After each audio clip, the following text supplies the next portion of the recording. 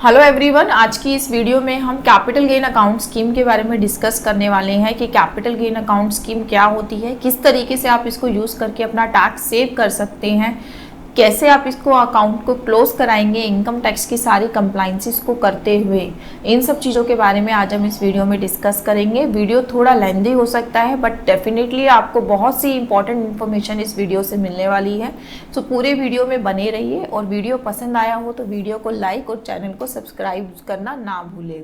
सो आइए वीडियो को स्टार्ट करते हैं कि कैपिटल गेन अकाउंट स्कीम आपका होता क्या है।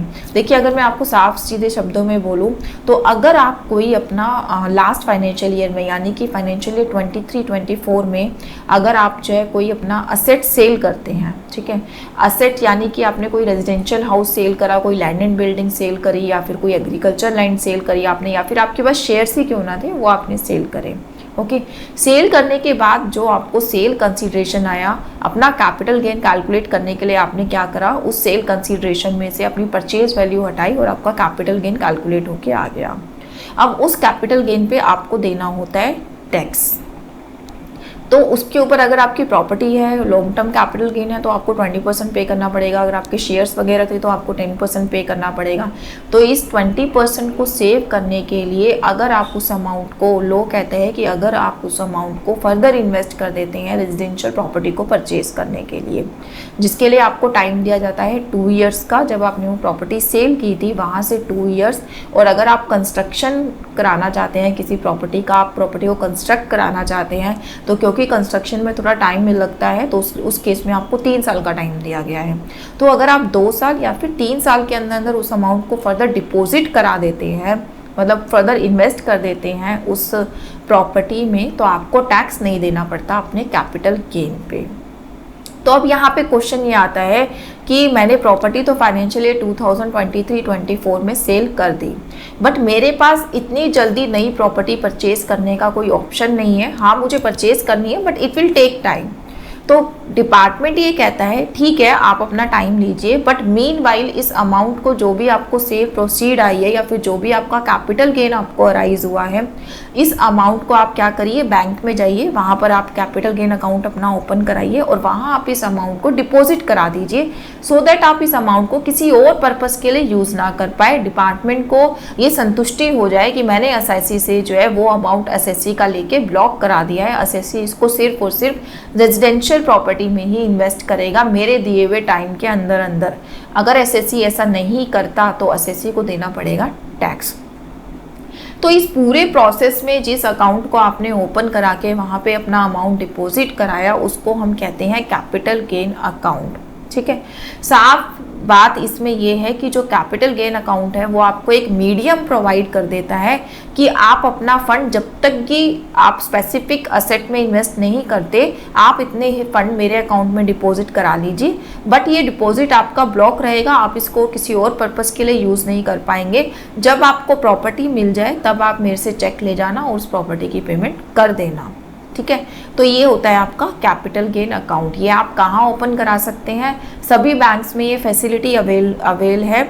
आप कहीं पर भी जाके इस अकाउंट को ओपन करा सकते हैं। अकाउंट ओपन कराने के लिए आपको अपना पैन कार्ड, आधार कार्ड, मतलब जो हमारे जनरल अकाउंट ओपन करने की जो वो होती हैं, जो भी आपके पैन कार्ड, आधार कार्ड और आइडेंटिटी प्रूफ्स, मतलब जो भी आपके डॉक्यूमेंट्स वैसे लगते हैं वही डॉक्यूमेंट्स आपको लेके जाने हैं। एक फॉर्म ए है जो आपको बैंक वाले प्रोवाइड करेंगे, फिल कराएंगे आपसे, तो आप ये अकाउंट जो है इजीली बैंक में जाके ओपन करा सकते हैं। अब बात आती है कि ये कितने टाइप का होता है अकाउंट। बैंक में देखिए 2 टाइप के अकाउंट खुलते हैं, type A and type B. Type A जो है आपका सेविंग अकाउंट टाइप होता है ये अकाउंट। इसमें आप उस अमाउंट को डिपॉजिट करा के उसको आप कभी भी विड्रॉ कर सकते हैं। कभी भी विड्रॉ का मतलब यह है कि जो आपका विड्रॉवल है वो होना उसी स्पेसिफिक पर्पस के लिए चाहिए, यानी कि आपको रेजिडेंशियल हाउस परचेज करना है तो उसी के लिए ही हम आपको अलाउ करेंगे कि अमाउंट आप विड्रॉ कर सकते हैं। बट आप कभी भी बैंक से जो है वो अमाउंट विड्रॉ कर पाएंगे इजीली, मतलब कोई स्पेसिफिक टाइम नहीं है कि आपका ये जो अमाउंट है वो ब्लॉक हो जाएगा। एक होता है आपका टाइप बी, ये आपका टर्म डिपॉजिट टाइप होता है कि आपने जाके टर्म डिपॉजिट यानी कि एक फिक्स डिपॉजिट टाइप अपना अकाउंट खुलवाया, उसमें आपने अपना अमाउंट ब्लॉक करा दिया 2 ईयर के लिए, या मैक्सिमम इसका जो है 3 ईयर्स होता है कि इतने टाइम के लिए आप ब्लॉक करा सकते हैं। जब भी आपको रिक्वायरमेंट हो तो आपको इसको ब्रेक कराना होगा इस एफडी को, और फिर आप जो है अपनी प्रॉपर्टी को परचेज कर पाएंगे। ये आपका जो है 3 इयर्स बाद अगर आप इसको यूज़ नहीं करते हैं तो ऑटो रिन्यू हो जाती है। ये जो एफडी होती है आपकी टर्म डिपॉजिट होती है, ये ऑटो रिन्यू हो जाती है। जबकि सेविंग वाला जो ऑप्शन है इसमें जैसे आपका सेविंग अकाउंट चलता है वैसे ही वो चलता रहता है। ठीक है, 2 तरीके के अकाउंट होते हैं। आपको बैंक में जाके ये बताना है कि किस तरीके का अकाउंट आप ओपन कराना चाहते हैं, आपका अकाउंट जो है ओपन हो जाता है। अब आपको अगर इस अमाउंट को विड्रॉ करना हो तो आप किस तरीके से करेंगे वो भी मैं आपको बता देती हूँ। ये डिपेंड करता है कि आपका टाइप ऑफ डिपॉजिट कौन सा है, यानी कि टाइप ए अकाउंट है आपका या टाइप बी अकाउंट है। अगर आपका टाइप ए अकाउंट है तो कोई रेस्ट्रिक्शन नहीं है, आप कभी भी अपना अमाउंट जो है विड्रॉ करा सकते हैं। बट जैसा कि मैंने बताया, जो अमाउंट विड्रॉल होगी वो आपका असेट परचेज करने के लिए ही होनी चाहिए। और अगर आपका टाइप बी अकाउंट है तो आपको सबसे पहले जो वो अमाउंट है उसको ब्रेक करा के अमाउंट को अपने सेविंग अकाउंट में लेना होगा, फिर वहाँ से आप इसको यूज़ कर पाएंगे।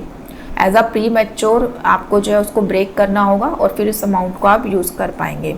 The money withdrawn has to be reinvested in a specific investment within a 60 days of withdrawal। ये देखो यहाँ पे क्या कह रहा है।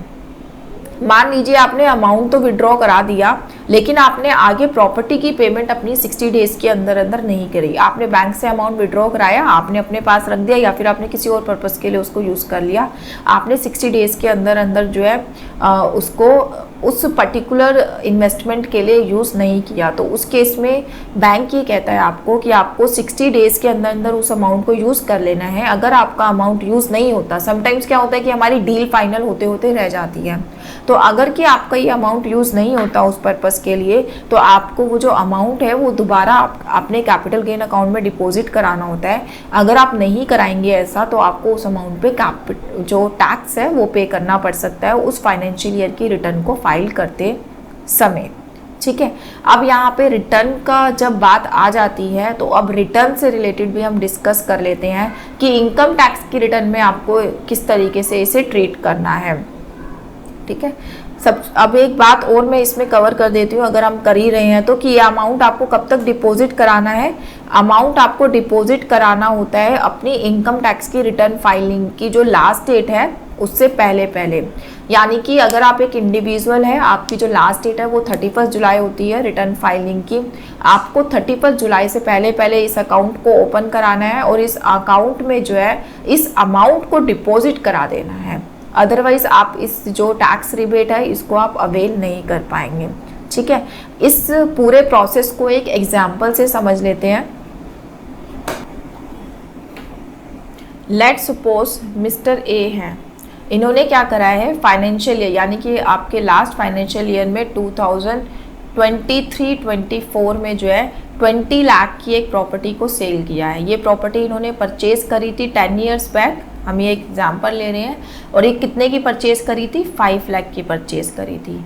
इस प्रॉपर्टी की परचेज वैल्यू पे अगर मैं इंडेक्सेशन लगाऊं तो आज की डेट में ये प्रॉपर्टी की परचेज वैल्यू हो गई आपकी 15 लाख। ठीक है, अब आपका इस प्रॉपर्टी पे कितना कैपिटल गेन अराइज हुआ, 20 माइनस 15, आपको 5 लाख का जो है कैपिटल गेन अराइज हुआ इस प्रॉपर्टी पे फॉर फाइनेंशियल ईयर 2023-24। तो जब भी आप फाइनेंशियल ईयर 2023-24 की रिटर्न फाइल करेंगे आपको देना पड़ेगा इस 5 लाख के ऊपर 20% टैक्स।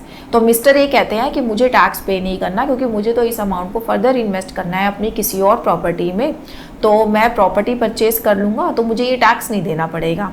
तो उस केस में उन्होंने क्या करा, क्योंकि प्रॉपर्टी उनकी अभी नज़र में नहीं थी, उन्होंने अपना कैपिटल गेन अकाउंट खुलवाया। कैपिटल गेन अकाउंट उनको कब तक खुलवाना है, क्योंकि हम फाइनेंशियल ईयर 2023-24 की बात कर रहे हैं। ठीक है, तो फाइनेंशियल ईयर 2023-24 की जो लास्ट डेट है रिटर्न फाइलिंग की वो है 31 जुलाई 2024।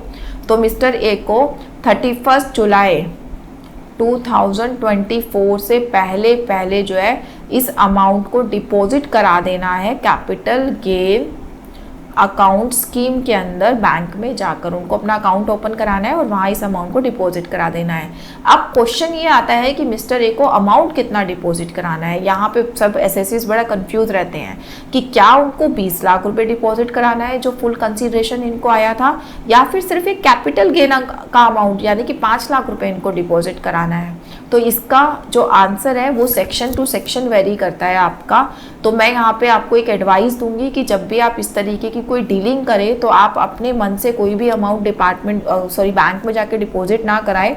आप किसी कंसल्टेंट की हेल्प ले सकते हैं कि कितना अमाउंट आपको डिपॉजिट कराना चाहिए, क्योंकि यहाँ पर हर सेक्शन में अलग लिमिट लिखी है। यानी कि अगर मैं प्रॉपर्टी की बात कर रही हूँ, सेक्शन 54 की अगर मैं बात कर रही हूँ, तो उस केस में कहते हैं कि आपको 5 लाख रुपए जमा कराना है, सिर्फ आपको पूरा 20 लाख रुपए जमा कराने की ज़रूरत नहीं है। बट यही अगर मैं आपके शेयर्स की सेल परचेज की बात करूँ, सेक्शन 54F की अगर मैं बात करूँ, तो वहाँ पे कहा जाता है कि आपको सेल कंसीडरेशन यानी कि पूरा 20 लाख रुपए आपको बैंक में जाकर डिपॉजिट कराना है। तो इस एरिया में कि कितना अमाउंट आपको डिपॉजिट कराना चाहिए, मैं चाहती हूँ कि आप प्रोफेशनल्स की हेल्प लें, क्योंकि यहाँ पर एसएससी को प्रॉब्लम आती है, वो मिस्टेक करता है। हमारे पास पर्सनली बहुत सारे केसेस ऐसे आते हैं जहाँ पर एसएससी ने अमाउंट डिपॉजिट कराने में गलतियाँ करी होती है, जिसकी वजह से फ्यूचर में जाकर उनकी जो उन्होंने रिबेट क्लेम करी होती है वो या तो कैंसिल हो जाती है, या फिर उनका जो इतना मोटा फंड है वो ब्लॉक रहता है डिपार्टमेंट के पास यानी कि बैंक के पास। ठीक है, तो ये एग्जाम्पल क्लियर हो गया सबको।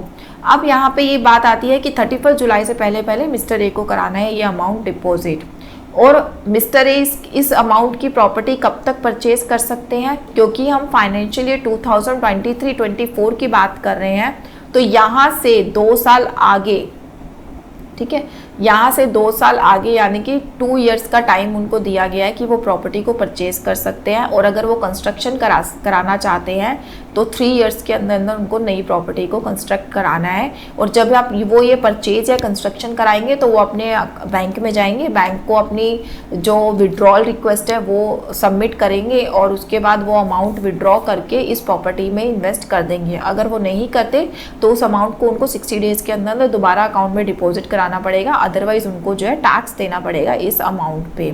ठीक है, अब बात आती है कि मान लीजिए आपके 2 इयर्स क्रॉस हो गए, 3 इयर्स आपके क्लोज हो गए और आपने इस अमाउंट को यूटिलाइज कर लिया, तो अब आप इस अकाउंट को क्लोज कैसे कराएंगे। ठीक है, क्लोज का प्रोसेस बताने से पहले मैं एक चीज़ यहाँ पे भूल गई जो कि बहुत इंपॉर्टेंट है। जिस ईयर में आपने प्रॉपर्टी सेल करी है उस ईयर की जब आप इनकम टैक्स की रिटर्न को फाइल करेंगे तो इनकम टैक्स की रिटर्न में आपको अपनी प्रॉपर्टी की जो भी कैपिटल गेन आपको अराइज हुआ है वो डिटेल मेंशन करना बहुत ज़रूरी है, क्योंकि यहाँ पर एसएससी ये भूल कर बैठता है कि मेरे को तो गेन लगेगा नहीं क्योंकि मैंने डिपॉजिट करा दिया ये अमाउंट, तो इसलिए मुझे शो करने की ज़रूरत नहीं है। तो ऐसा कुछ नहीं है। जब आप अपनी इनकम टैक्स की रिटर्न फाइल करेंगे 23-24 की, तो वहाँ पर आपको प्रॉपर अपना सेल कंसिडरेशन दिखाना है। 20 लाख का आपको कितनी परचेज करी थी आपने वो दिखाना है। आपका कैपिटल गेन आता है 5 लाख रुपीज़ का, आपको वो भी मेंशन करना है। फिर आप सेक्शन 54 के अंदर उसकी रिबेट को क्लेम करते हुए उस जो टैक्स के अमाउंट को नील कर सकते हैं। आपको टैक्स नहीं पे करना, बट हाँ आपको डिस्क्लोजर जरूर करना है अपनी इनकम टैक्स की रिटर्न में। ये जो आज आपने डिस्क्लोजर किया है ये आपको 2 या 3 year down the line help करेगा जब आपको डिपार्टमेंट के पास जाना होगा अपना अकाउंट क्लोज कराने के लिए फॉर्म जी साइन कराने। अब ये फॉर्म जी क्या होता है उसके बारे में बात कर लेते हैं।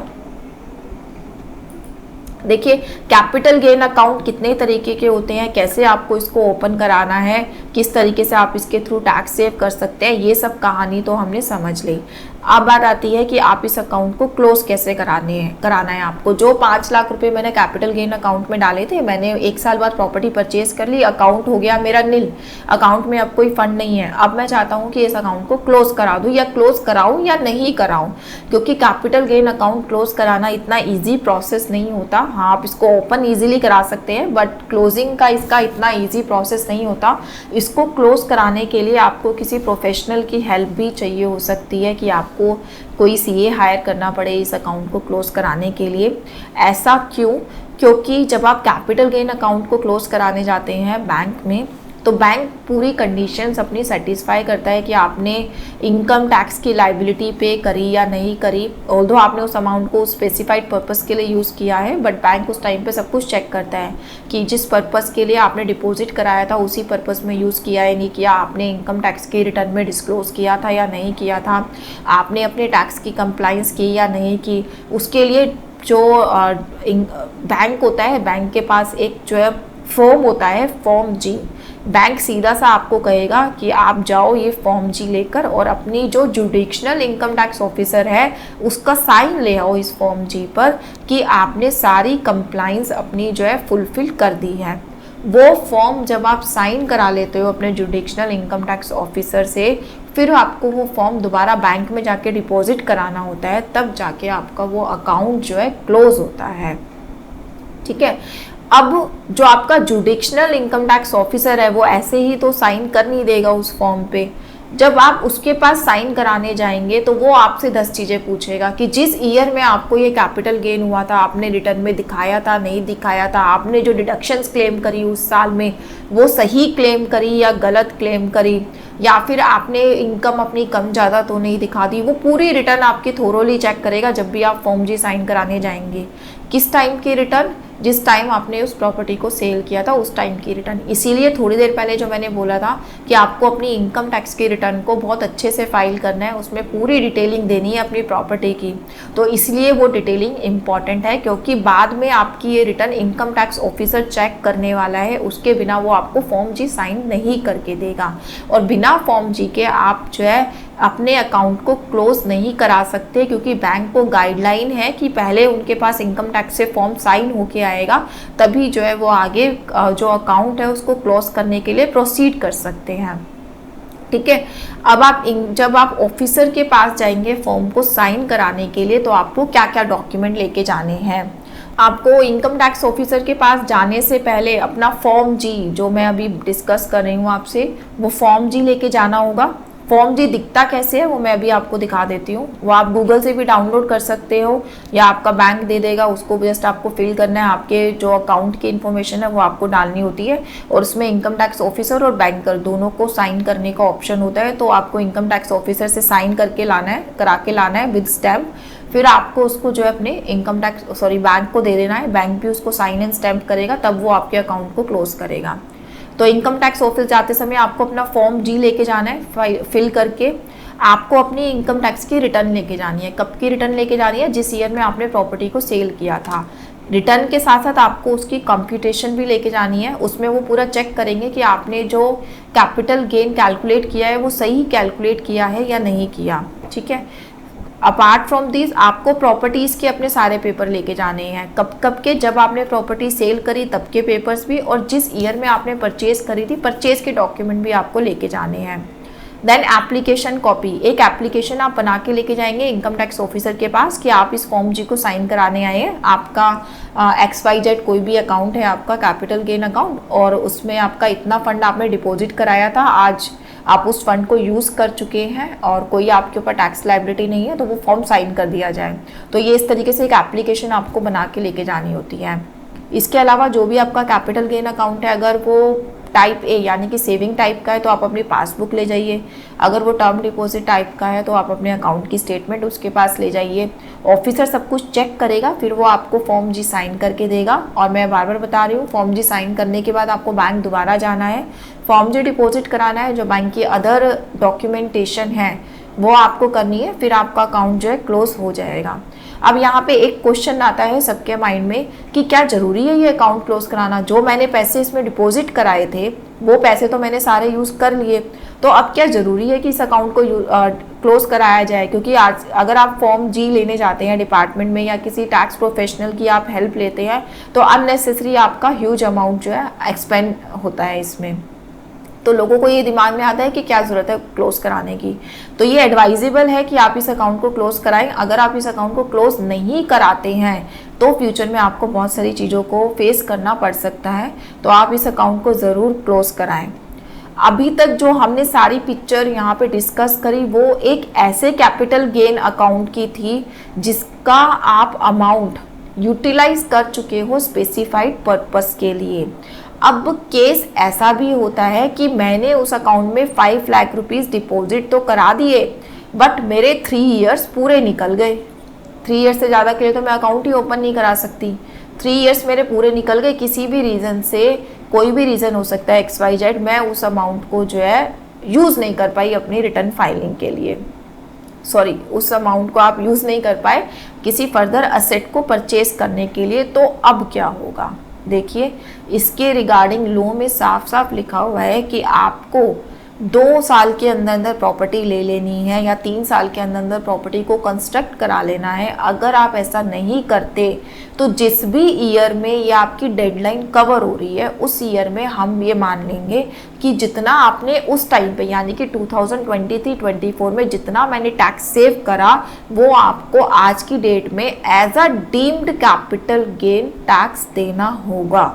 ठीक है, यानी कि 5 लाख के ऊपर 20% मैंने उस टाइम पे तो सेव कर लिए फाइनेंशियली 2023-24 में, बस आज की डेट में मुझे इसके ऊपर टैक्स देना पड़ेगा पूरा 20% और विद इंटरेस्ट। अगर इंटरेस्ट एप्लीकेबल होता है तो विद इंटरेस्ट आपको ये अमाउंट पे करना होगा। इसीलिए कहते हैं कि अगर आप एक स्पेसिफिक पर्पस के लिए अपना अमाउंट डिपॉजिट कराने जा रहे हैं तो आप उसको यूज़ कर लीजिए with in the time limit, otherwise आपको टैक्स पे करना पड़ेगा। अब ये मिस्टर ए के दिमाग में आती है, जो हमारा एग्जाम्पल चल रहा था, मैं उसको कैरी ऑन करती हूँ कि मिस्टर ए का एक हमने सिनेरियो यहाँ पे देखा कि उसने जो है इन्वेस्टमेंट कर दी। अब उसने इन्वेस्टमेंट नहीं करी। अब जब उसने इन्वेस्टमेंट नहीं करी तो वो कैपिटल गेन अकाउंट किस तरीके से क्लोज कराए, इस 5 लाख रुपए को कैसे वो बैंक से बाहर निकाले ताकि वो इस फंड को यूज़ कर पाए। अब हुआ क्या ना, 5 लाख रुपए तो 3 साल से उसके अकाउंट में बंद है, वो उसको यूज़ ही नहीं कर पा रहा, किसी भी पर्पस के लिए यूज़ नहीं कर पा रहा, क्योंकि वो तो था इसका कैपिटल गेन अकाउंट स्कीम के अंदर अकाउंट। तो अब वो 3 साल कंप्लीट हो गए या 3 साल के बाद उसको टैक्स पे करना है और अब इस 5 लाख को उसको रिलीज भी कराना है। इस अमाउंट को रिलीज कराने के लिए उसको क्लोज कराना होगा अकाउंट। तो एक हमने क्लोजिंग का जो प्रोसीजर देखा वो तब का देखा अगर आपका अमाउंट यूज़ हो चुका है। अब ये डिस्कस करेंगे कि मेरा अमाउंट यूज़ नहीं हुआ है फिर मेरे को अकाउंट क्लोज कराना है, तो उस केस में भी जो प्रोसीजर है वो बिल्कुल सेम है। आपको बैंक जाना है, बैंक आपको फॉर्म देगा, फॉर्म जी, या फिर आप खुद से फॉर्म जी निकाल लीजिए। जो अदर डॉक्यूमेंट है आपको बैंक में सबमिट कराने हैं, फिर उस फॉर्म जी को लेके जाना है अपने आपको इनकम टैक्स जुडिक्शन, जो भी आपकी जुडिक्शनल इनकम टैक्स ऑफिसर है उसके पास साइन कराने के लिए। अब ये बात आती है कि ये इनकम टैक्स जो ऑफिसर है वो ऐसे ही तो फॉर्म को साइन करेगा नहीं, क्योंकि आपने तो उस 5 लाख को यूज़ किया ही नहीं। तो अब ये इनकम टैक्स ऑफिसर आपको बोलेगा कि पहले इस 5 लाख के ऊपर टैक्स पे करके आओ, कि जितना भी आपका टैक्स बनता है मेरे मतलब उसको ये पूरा एश्योरेंस होनी चाहिए कि जो भी आपका टैक्स बनता है वो आपने पे कर दिया, ठीक है, with interest with penalty whatsoever should लाई, वो आप पे कर चुके हो। आप अपने पूरे डॉक्यूमेंट लेके जाएंगे, जो मैंने डॉक्यूमेंट आपको बताए। इन डॉक्यूमेंट के अलावा आप इसमें अपना एक इनकम टैक्स का चालान भी लेके जाएंगे कि जितना भी टैक्स आपका बनता था वो आप पे कर चुके हो। एक हो सकता है कि आपसे इनकम टैक्स ऑफिसर एक आपसे अटॉर्नी भी मांगे, ठीक है, इंडेमनिटी बॉन्ड टाइप होता है, वो आपसे मांगे कि आपने जो ये टैक्स डिपॉजिट कराया है ये टैक्स आप किसी और पर्पस के लिए यूज़ नहीं करेंगे, ये आपने इस प्रॉपर्टी का ही टैक्स पे कराया है, तो आप इसको इसी प्रॉपर्टी के टैक्स के अगेंस्ट ही सेट ऑफ करेंगे। क्योंकि होता क्या है, लोग चालान तो डिपॉजिट करा देते हैं बट उस चालान को वो एज अ रिफंड भी क्लेम कर सकते हैं, क्योंकि चालान में कहीं पर भी ये नहीं लिखा होता कि आपका वो चालान किस पर्पस के लिए पे हुआ है। उसमें बस एक ही वर्ड होगा कि अगर आप 31 से पहले डिपॉजिट करा रहे हैं तो एज अ एडवांस टैक्स, और अगर आप 31 के बाद डिपॉजिट करा रहे हैं तो as a self assessment tax. Purpose of tax कहीं पे मेंशन नहीं होता। तो इसीलिए जो आपका इनकम टैक्स ऑफिसर है, जो भी आपकी जुडिक्शन का इनकम टैक्स ऑफिसर है, अपनी एश्योरेंस के लिए आपसे चालान तो मंगवाएगा ही जितना आपने पेमेंट करी है, साथ के साथ वो कोई भी आपसे इंडेमनिटी बॉन्ड या फिर अटॉर्नी आपसे ले सकता है कि आपने इस जो फंड को जो है किसी और चीज़ के लिए यूज़ नहीं करना, ये आपकी टैक्स की पेमेंट है जो कि आप प्रॉपर्टी के टैक्स के अगेंस्ट ही, जो कि आपका डीम्ड कैपिटल गेन है उसके अगेंस्ट ही सेट ऑफ करने वाले हैं जब भी आप अपनी रिटर्न को फाइल करेंगे तब। ठीक है, ये पर्सनली मैंने एक्सपीरियंस किया है, इसलिए मैं अपना एक्सपीरियंस यहाँ पे शेयर कर रही हूँ। मेरे क्लाइंट के साथ सेम यही हुआ था, उनका फंड यूटिलाइज नहीं हो पाया था 3 साल के बाद, तो वो मेरे पास आए थे अकाउंट क्लोज कराने के लिए। जब हम फॉर्म जी साइन कराने गए तो क्योंकि हम टैक्स तो पे करा के गए थे, ये तो मतलब इनबिल्ट कंडीशन है कि अगर आपने स्पेसिफाइड असेट्स में इन्वेस्टमेंट नहीं करी है तो आपको पेमेंट करानी पड़ेगी टैक्स की। तो यहाँ पर ऑफिसर ने मेरे से डिमांड किया कि मैं ये कैसे मान लूँ कि आप इस अमाउंट को जो है उसी कैपिटल, जो आपका कैपिटल गेन है उसी के टैक्स के अगेंस्ट ही इसको यूज़ करेंगे। हो सकता है आप इसको बाद में एडवांस टैक्स अभी आप पे कर रहे हो, बाद में इसको आप रिफंड क्लेम कर लो। फिर मुझे पता है, थोड़ा पता है कि आप अपनी रिटर्न में क्या फाइल कर रहे हो, क्योंकि सारा प्रोसेस आपका ऑनलाइन होता है। तो उस केस में मैंने उनको एक एश्योरेंस के लिए एक बॉन्ड साइन करा के दिया था कि हाँ आप जो है इसको, ये मेरी एश्योरेंस है कि क्लाइंट जो है इसको इस कैपिटल गेन के अगेंस्ट ही इसको जो है यूज़ करेगा। तो ये मेरा प्रैक्टिकल एक्सपीरियंस था जो मैंने आपसे शेयर किया। तो इस तरीके से आप अपना अकाउंट क्लोज करा सकते हैं। और आपको अगर आप इस तरीके की कोई प्रॉब्लम फेस कर रहे हैं तो मैं आपको सजेस्ट करूंगी कि आप किसी सीए या प्रोफेशनल की हेल्प लें, क्योंकि इसमें कुछ टेक्निकल इस तरीके से बातें हो जाती हैं या इस तरीके की टर्म्स है टेक्निकल जो आप खुद से टैकल नहीं कर पाएंगे। मे बी हाँ आप कर सकते हैं, तो आप खुद से अकाउंट क्लोज करा सकते हैं। Capital gain account no doubt open करना इजी है, बट इसको क्लोज कराने में बहुत ज़्यादा चैलेंजेस हैं। तो आप जब इस अकाउंट को ओपन कराते हैं तो अपनी जो भी टैक्स रिटर्न है वो इस तरीके से फाइल करके चले कि आपको फ्यूचर में इसको क्लोज कराते समय दिक्कत ना आए। टैक्स रिटर्न से मेरा मतलब है कि रिटर्न फाइल करते समय आप ये ध्यान रखिए कि आप अपनी सारी इनकम्स को डिस्क्लोज कर रहे हैं, आप कोई फेक डिडक्शन क्लेम नहीं कर रहे हैं, आपने जो कैपिटल गेन अपना कैलकुलेट किया है वो एक्यूरेट कैलकुलेट किया है, कोई आपने वहाँ पर कोई कॉस्ट ऑफ इम्प्रूवमेंट वगैरह ऐसी क्लेम नहीं करी जो कि अलाउेबल नहीं है। क्योंकि फ्यूचर में जब 2 year 3 year down the line account close कराने के लिए आप इस रिटर्न को डिपार्टमेंट के पास लेके जाएंगे तो उस टाइम तक उस रिटर्न को रिवाइज करने का ऑप्शन भी जा चुका होगा, आप उस रिटर्न को रिवाइज भी नहीं कर पाएंगे। तो उस टाइम पे आपको चैलेंजेस फेस करने पड़ सकते हैं कैपिटल गेन अकाउंट से रिलेटेड, क्लोज कराने से रिलेटेड। ओके, तो ये था हमारा पूरा वीडियो कैपिटल गेन अकाउंट से रिलेटेड। जैसे कि मैंने पहले भी बताया था, मैंने इस वीडियो में आपको कोई लाइन टू लाइन लो की लैंग्वेज की रीडिंग नहीं कराई है। मैंने अपना सारा आपको पर्सनल एक्सपीरियंस शेयर किया है जो कि आपको बहुत ज़्यादा काम आने वाला है इस अकाउंट को ओपन या क्लोज कराने में। अगर आप इसकी थोरो रीडिंग करना चाहते हैं तो ये जो लिंक है, ये मैं लिंक अपने डिस्क्रिप्शन बॉक्स में मेंशन कर दूंगी, आप वहाँ से इसको आर्टिकल को पूरा स्टडी कर सकते हैं। और अगर आपको किसी भी तरीके की प्रॉब्लम है या फिर कोई आपको कोई क्वेरी आती है आपके माइंड में, तो आप कमेंट बॉक्स में कमेंट डाल के हमसे पूछ सकते हैं। मेरी पूरी कोशिश रहती है अपने सारे व्यूअर्स के कमेंट को आंसर करने की। Thank you so much for watching this video. Video पसंद आया हो तो वीडियो को लाइक और चैनल को सब्सक्राइब ज़रूर करिएगा। Thanks a lot.